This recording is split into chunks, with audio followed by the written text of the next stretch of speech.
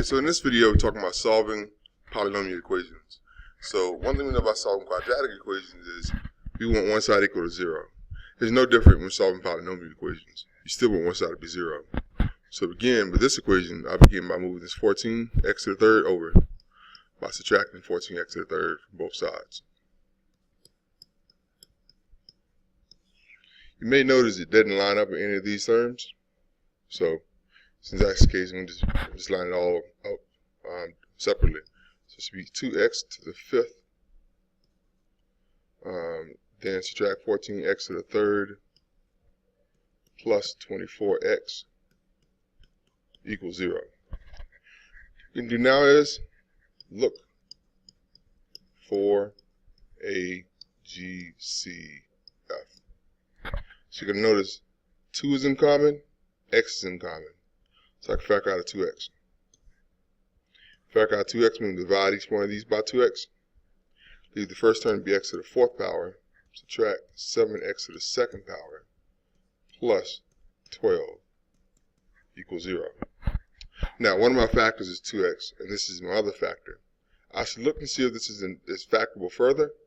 And you may notice this is in quadratic form. This 4 is twice the 2, so it is in quadratic form. So I can factor it using the x game. So if I did so, there's a 12 here, negative 7 is the b, and I'm looking for what multiplies got to be 12, add to be negative 7. So factors of 12, you get 1 and 12. That doesn't work. 2 and 6, that doesn't work. 3 and 4, that could work. So 3 and 4, in order for it to work, they both have to be negative. So this should now be 2x. Then the factors are x squared subtract 3, x squared subtract 4 equals 0. So this is a 2 here. Remember x squared because being in quadratic form, these new exponents should be half of this one, or they should match that one. That way when you fold it together, it does give you back this polynomial. So what we have is this. I can look to see if any of those are factorable further. X squared subtract 3, can't factor that, but you should recognize x squared subtract 4 is a difference of squares, so that factors. So the next line is 2x times x squared subtract 3, and then this piece gives you x plus 2 times x subtract 2 equals 0. Where did it come from? When you factor the difference of squares, this is where they factor to be. So if that's the case, I want to find my zeros by setting the factors equal to 0. Set the factors equal to 0. Alright, so I need some more space. So let's make that happen. So I'm going to take it from this line and say each factor equal to 0. So 2x has equal to 0. X squared subtract 3 has equal to 0.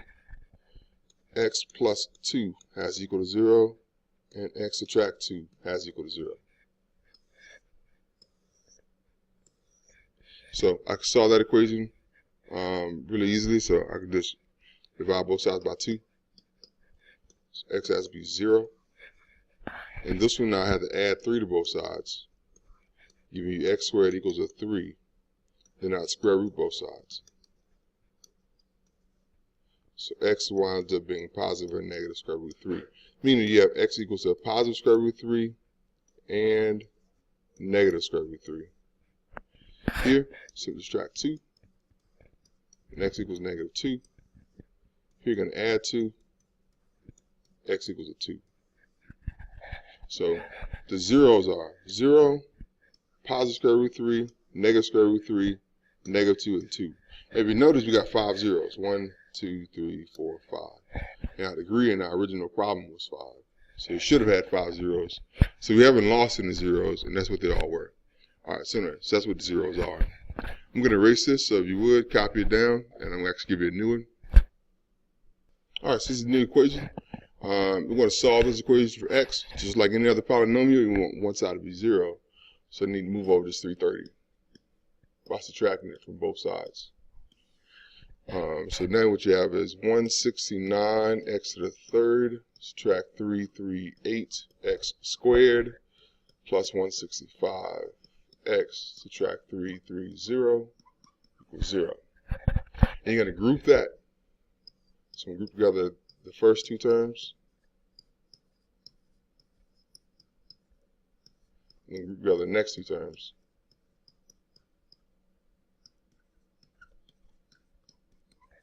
And look for the GCF there.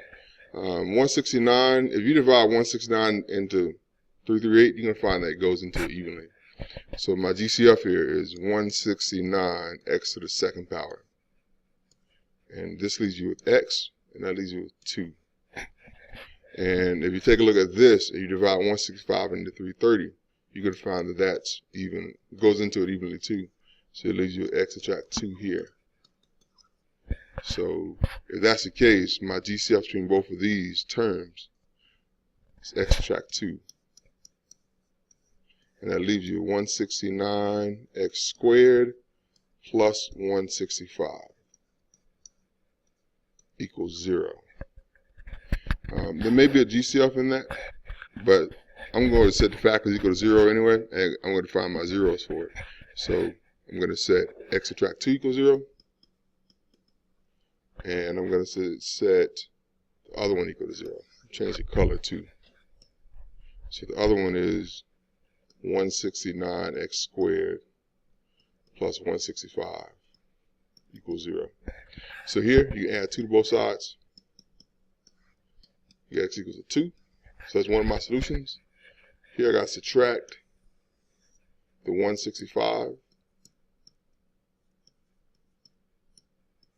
Give me 169x squared equals to negative 165. If you divide both sides by 169, we need some more space still.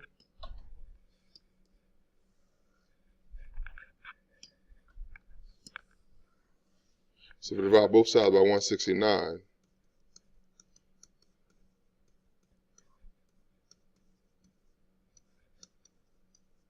want to get an x squared equals to, I'll plug that in the calculator, figure out what that is. So it doesn't reduce when I plug into the calculator. So it's still just this, negative 165 over 169. So when I square root this, I know my answer is going to be imaginary.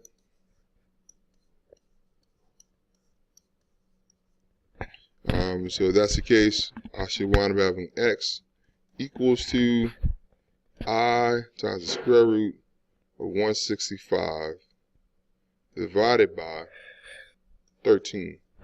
Because square root at the bottom is just 13. Oh, positive or negative. So there are 2 solutions here that are imaginary. So we've got 2 imaginary answers, 1 real answer, which is 2. So that was true. We should have had three zeros because the degree is 3. So anyway, that's it. That's how you solve them. Really can't tell you anything else about them. So the rule is just factor it. Set factors equal to 0. Solve for x. Last example deals with something completely different. Last example deals with factoring the difference of 2 cubes. Alright, so difference of 2 cubes we can factor. For that matter, difference or sum of 2 cubes.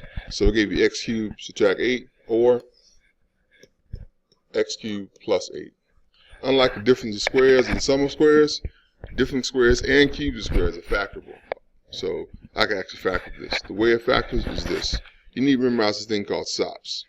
Square, opposite, product, plus square.